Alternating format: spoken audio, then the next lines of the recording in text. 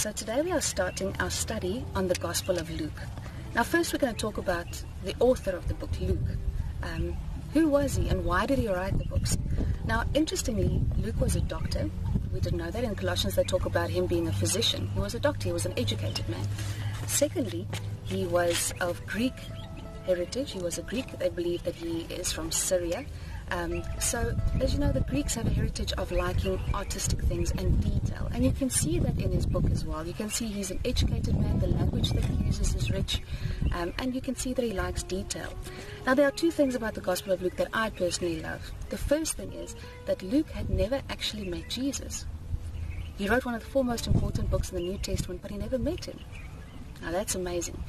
The reason I say that is Luke's Gospel was written about 60 AD, which is around roughly 30 years after Jesus' death and resurrection. So Luke came to hear about all this hype about this Jesus, the Nazarene, this Christ, this guy who died and rose again, and he decided that he wanted to record an accurate account of this man's life. And what he did is he began to do a bit of research. What was great is that Luke was a traveling companion of Paul's. Paul was the guy who wrote most of the New Testament. So he was a traveling companion of his, and he had access to many of the disciples who had actually met and known Jesus. And it was possible for him, even though he had never met Jesus, to speak to these people and to get their insights. Who was the man? What was he like? What did he say? What did he do? Did he really die? Did he really rise again? He was able to interview them and get information from them. What he also did, being a guy who is somebody who is prone towards facts, he also took some historical documents of the time, historical recordings of the life of Jesus, and he used that in his research as well. After having done all his research, he compiled his Gospel and the Book of Acts, which was originally written as one book.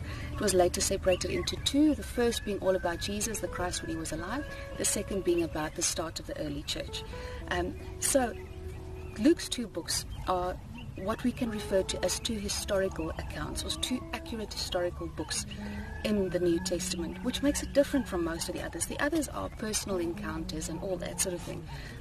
But Luke's Gospel is written by a man who never met him, like me, who heard about him, who read about him, who set out to get more information about him. And it reminds me of the story or the biography of Lee Strobel. I don't know if you've ever heard about this, but Lee Strobel wrote a book called The Case for Christ.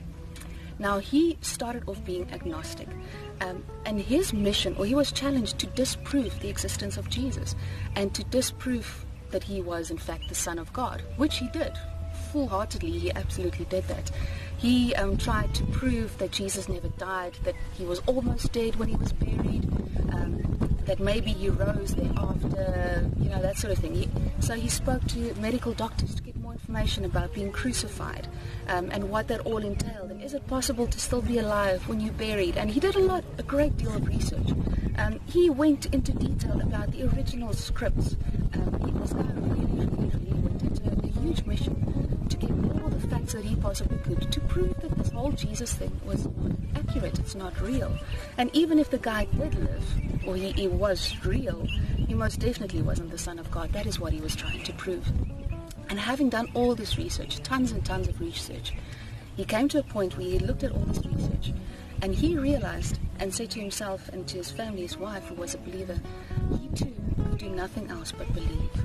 And Luke's Gospel makes me think of something similar. This is a man who never met him.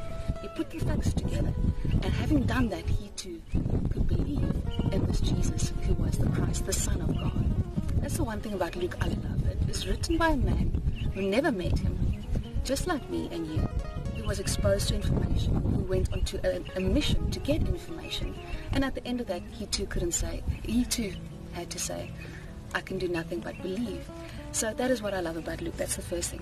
The second thing I love is that it was written, Luke is the only Gentile author in the New Testament. Now, Gentile, what does that mean exactly? In biblical times, the people were referred to as Jews or Gentiles. So it was Jews and non-Jewish people, such as Greeks, for example, as Luke was. In today's terms, we simply say it's Jews and everybody else. Now, I don't have any Jewish history. The only history that I can claim is that I'm also a child of Father Abraham, just like you are. So I'm not part of that Jewish ancestry at all. So this gospel was written for me because I too am a Gentile. I'm part of the group that makes up everybody else. So it is written for me. Luke's gospel is beautiful because it depicts Jesus. The focus is it depicts Jesus as the human Jesus, the human God who came to earth in the human form. The Jesus who is accessible. It is written for everybody who needs him. It is written for the oppressed, the lost, the broken, the tired. There's emphasis on the value of women. There's emphasis on the value of children. This gospel is written for everybody. It can be summarized simply as the gospel for the sinner, which is everybody on earth, really. So that's the second thing that I love about this gospel. Luke was an interesting character. He was a doctor. He was a guy who was meticulous about detail. He was a guy who set out to record a truthful recording, or to set out to write a truthful recording of this Christ.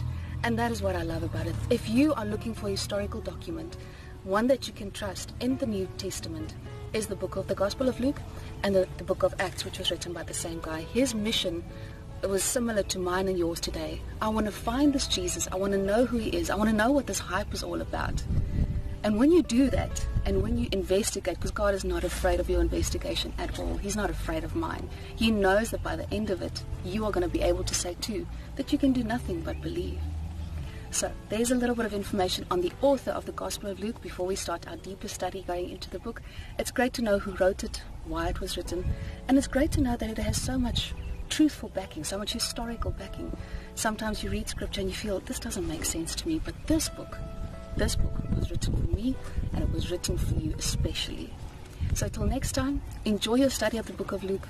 May you too have your desire to investigate. May you investigate. May you enjoy it. And may you too at the end of that find that you can say nothing but I too believe.